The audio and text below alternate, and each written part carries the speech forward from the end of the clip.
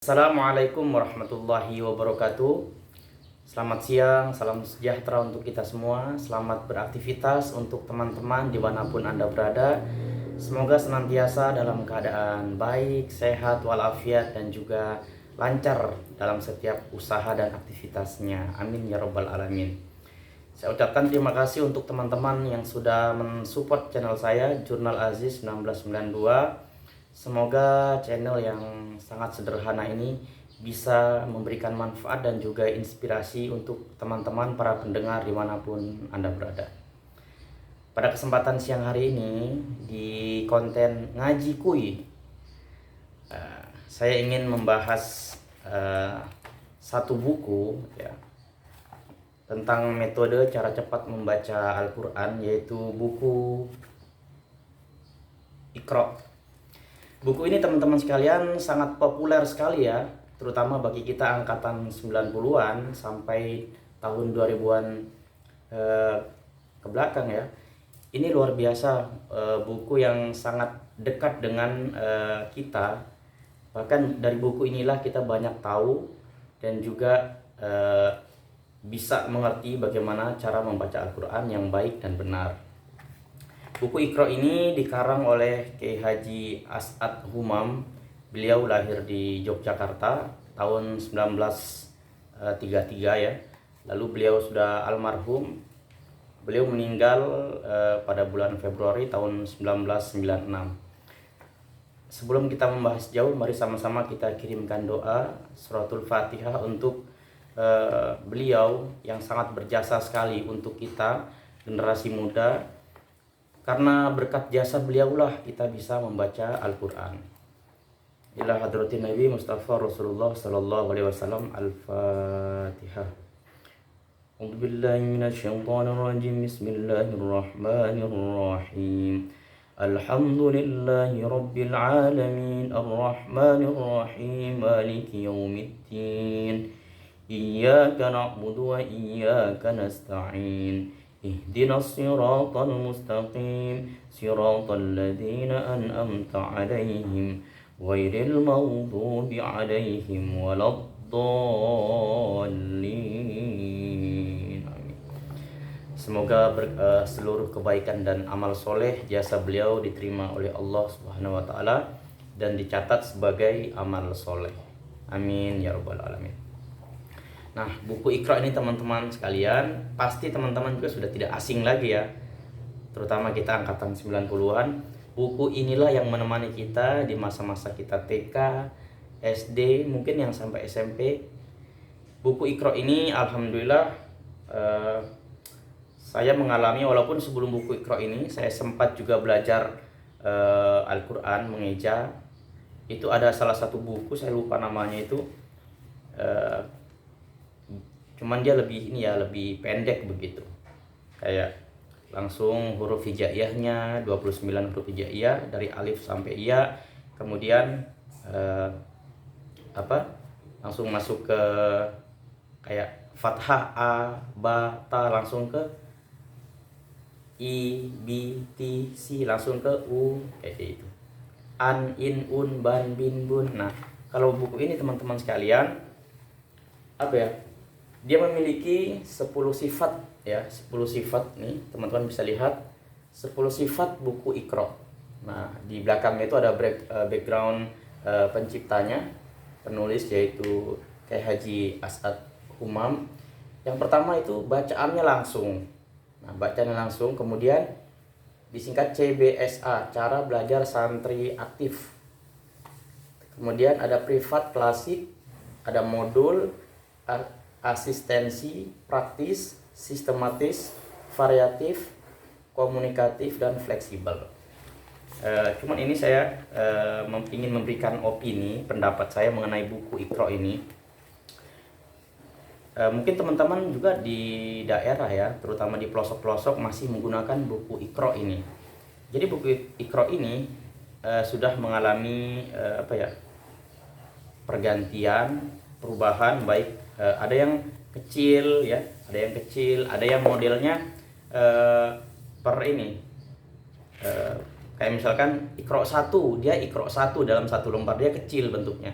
Iqra Iqra 2 biasanya warna-warni itu. Nah, di buku yang di saya ini cetakan tahun 2000-an itu memiliki sudah mengadakan revisi dan penyempurnaan dalam satu buku sudah. Jadi dari Iqra 1 sampai Iqra 6 sudah ada dalam satu buku, teman-teman. Jadi dia lebih praktis untuk dibawa kemana-mana. Dan juga ada tipe buku Iqra juga yang langsung ada juz 30-nya, surat-surat pendeknya di belakang ini. Uniknya teman-teman sekalian, di buku Iqra ini dari mulai Iqra 1 kita bahas. Jadi hampir sama ketika kita waktu masih SD kelas 1, bagaimana ketika mengeja abjad ya, A, B, C, D, E. Mungkin kalau untuk di bahasa Indonesia huruf vokalnya itu ada A, I, U, E, O. Tapi kalau di Al-Quran itu cuma 3, A, I, U. Ya. Mungkin nanti ada variasi, ada A, ada panjang A, I, U. Terus ada hal-hal yang menurut saya unik sekali di buku Iqra ini. Jadi dibahas teman-teman sekalian kayak lembar pertama kayak A. Jadi itu kayak diacak. Jadi kita yang belajar ini dituntun ya, seolah-olah itu dituntun, walaupun itu tidak dituntun langsung oleh guru misalkan.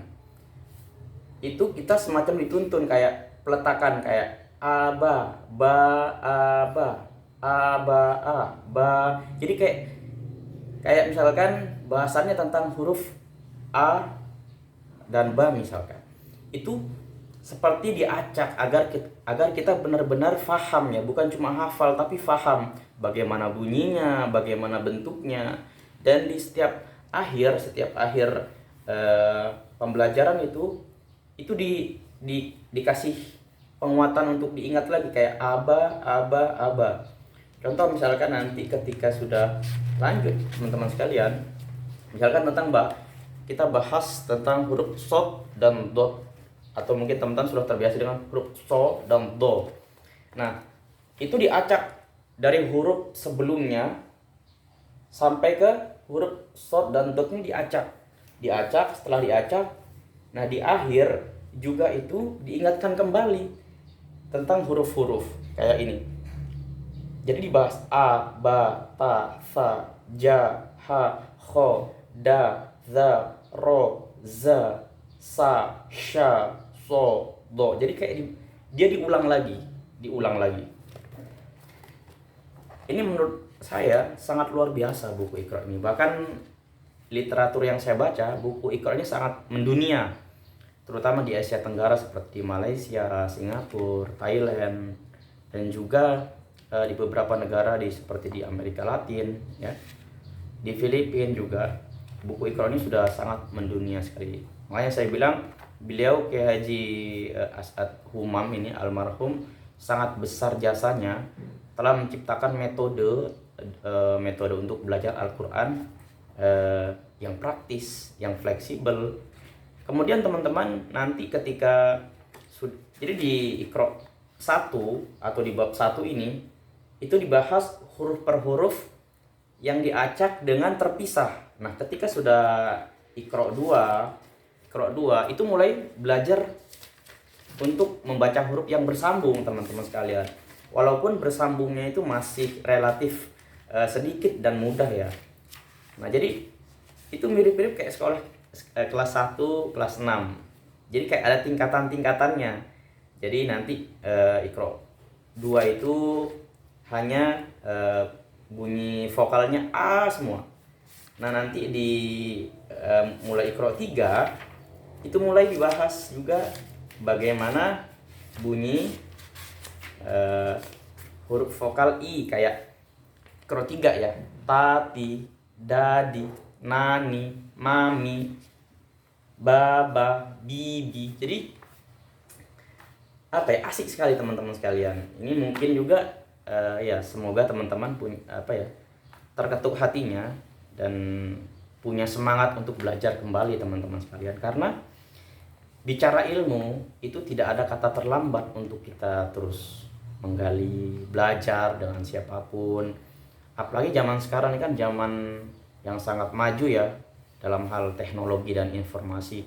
Kita sudah bisa belajar online, kita juga bisa belajar apa ya istilahnya, ikut kelas-kelas belajar lah gitu. Mungkin kalau untuk usia-usia yang sudah lanjut seperti umur 30 ke atas mungkin sudah agak malu ya untuk belajar bersama yang kecil-kecil di masjid. Nah, itu solusinya adalah bisa ikut kelas privat ya. Jadi teman-teman bisa belajar mencari guru. Kalau bisa mencari guru teman-teman sekalian, oke, mungkin kita bisa belajar lewat online atau mungkin lewat langsung. Tapi yang alangkah baiknya itu langsung sih teman-teman sekalian, karena beda rasanya gitu. Walaupun apa ya, kita bicara belajar Al-Quran ya, dalam hal ini metode Iqra, mungkin kalau guru-guru sekarang ini, zaman sekarang itu lebih halus ya, lebih halus. Saya cerita sama teman sekalian, zaman-zaman saya dulu di tahun 90-an, wah itu kita nggak bisa bercanda mengaji. Mengaji itu nggak bisa angkat kaki satu, hafalan ini, kadang disabet. Saya aja belajar sama ibu saya, sama bapak saya, salah sedikit itu ya minimal tuh dijewer, disentil, dicubit. Ya itu menurut saya itu bagian daripada bumbu-bumbu perjuangan untuk kita bagaimana belajar memahami Al-Quran. Mungkin kalau untuk sekarang ya agak susah ya. Kebetulan saya di sini sebagai juga guru pengajar Iqra ini. Saya mengajar Iqra baik yang sifatnya langsung jamaah banyak, ada juga saya mengajar di beberapa tempat yang dari rumah ke rumah yang sifatnya itu privat. Ada yang sudah dewasa, ada yang masih anak-anak, cuman mungkin minder untuk belajar di masjid. Karena teman-teman sekalian, kita bicara buku Iqra ya. Buku Iqra ini kan ada 6 bab atau 6 pasal lah. Masing-masing anak itu memiliki kecerdasan, memiliki pengetahuan yang berbeda-beda, memiliki daya tangkap yang berbeda-beda. Pengalaman saya mengajar buku Iqra, ada yang yang bisa langsung hatam atau langsung mahir baca Quran itu ada yang bisa 4 bulan gitu. Ada yang 6 bulan, ada juga yang setahun, ada yang setahun setengah gitu. Jadi masing-masing anak itu memiliki daya tangkap, memiliki daya ingat yang berbeda-beda teman-teman sekalian. Jadi saran saya untuk teman-teman mungkin di luaran sana sebagai pengajar Iqra ya, kalau bisa kita memiliki catatan khusus setiap anak ya. Kayak misalkan si A, dia daya tangkapnya lemah, dia harus diulang sekian misalkan. Si B, dia memang agak lambat tapi kekuatan ingatannya bagus. Jadi kita punya catatan-catatan tertentu untuk setiap anak agar lebih efisien apa yang kita ajarkan. Jadi mereka juga tidak gampang lupa. Terus juga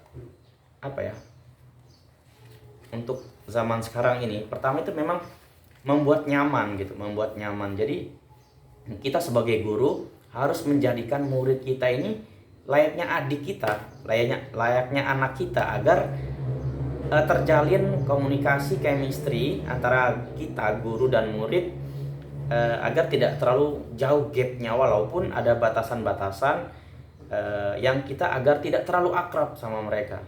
Karena bahaya juga ketika terlalu akrab, nanti ujung-ujungnya ngelunjak kalau zaman-zaman sekarang. Jadi tetap pada porsinya ya, akrab tapi juga memiliki batasan antara guru dan murid, seperti itu. Oke, kita kembali ke buku Iqra teman-teman sekalian. Nah, di buku Iqra ini juga setelah kita belajar huruf hijaiyah, bunyi konsonan a, i, u, terus ada an, in, un. Kemudian juga nanti kita pelajari juga bagaimana hukum-hukum bacaan atau tajwid. Sebenarnya tanpa kita belajar tajwid pun di buku Iqra ini sudah diterapkan bagaimana cara membaca Al-Quran yang baik dan benar. Walaupun juga harus ada penyempurnaan. Jadi setelah kita lulus Iqra 6 ini, lanjut ke Al-Quran, dan secara spesifik kita harus fokus juga untuk belajar ilmu tajwid. Dan itu memang memakan waktu teman-teman sekalian. Tapi itulah resiko kita mencari ilmu, menuntut ilmu, harus siap dengan melewati jerih payah waktu, mengulang gitu. Bahkan saya dulu sudah Iqra 3, Iqra 4. Saya belajar di kampung di daerah Bombray, Papua Barat. Itu letaknya di salah satu kecamatan di Kabupaten Fakfak.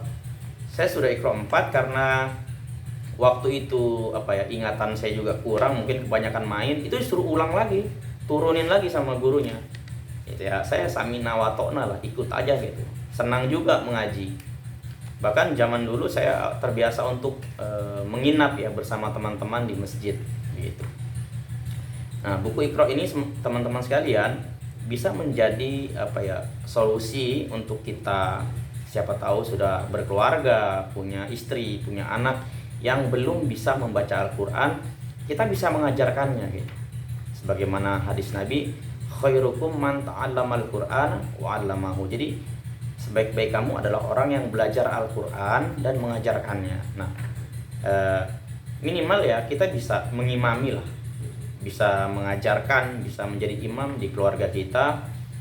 Kemudian kita bisa mengajarkannya kepada saudara-saudara kita muslim yang lain, seperti saudara kita, sepupu, teman, tetangga, agar semakin banyak orang yang tahu dan paham tentang Quran. Sampai hari ini pun saya masih terus belajar teman-teman sekalian tentang Al-Quran ini. Tajwid saya berusaha untuk saya pelajari kembali. Kemudian juga kalau untuk kayak nada-nada bacaan itu, kalau saya memang kurang bisa ya, bukan ya, bisa sedikit-sedikit tapi tidak spesifik untuk mempelajari ke sana. Saya lebih ke metode, terus juga tentang hukum-hukum bacaan, walaupun masih banyak yang harus saya sempurnakan seperti itu. Jadi intinya tidak ada kata terlambat untuk belajar. Walaupun usia kita hari ini sudah 30, sudah 40, bahkan mungkin sudah 50, 60, selagi ada waktu, mari sama-sama kita belajar teman-teman sekalian. Mungkin sekarang sudah ada buku-buku yang terbaru ya, tapi bagi saya yang terbaik sampai hari ini adalah buku Iqra ini. Nah, jadi teman-teman sekalian, selagi ada waktu, sekali lagi ayo belajar sama-sama. Nah, kenapa saya membuat konten ngaji kuy? Ya tujuannya salah satunya adalah ingin mengajak dan sama-sama belajar untuk bagaimana kita mempelajari Al-Quran dari hal yang paling basic, yaitu tentang huruf hijaiyah, tentang cara bacanya, kemudian sampai kepada cara membaca Al-Quran itu sendiri. Saya berharap di konten ngaji kuy ini teman-teman sekalian juga bisa memberikan saran dan kritik juga. Kira-kira mungkin suatu hari kita bisa mengaji online kah, atau membuat video-video pendek dari teman-teman sekalian untuk mengirim kepada saya untuk saya tampilkan di channel saya. Jadi mari sama-sama kita manfaatkan sosial media, dalam hal ini YouTube ya, untuk hal-hal yang positif, untuk sama-sama belajar, berbagi kebaikan ya. Semoga teman-teman tidak lelah untuk belajar, terutama pada kita yang mungkin usianya sudah tidak masih muda lah gitu. 30 kan masih muda, 30 ke atas mungkin ada yang malu atau ada yang minder, bisa sama-sama untuk belajar. Demikian dari saya. Wassalamualaikum warahmatullahi wabarakatuh.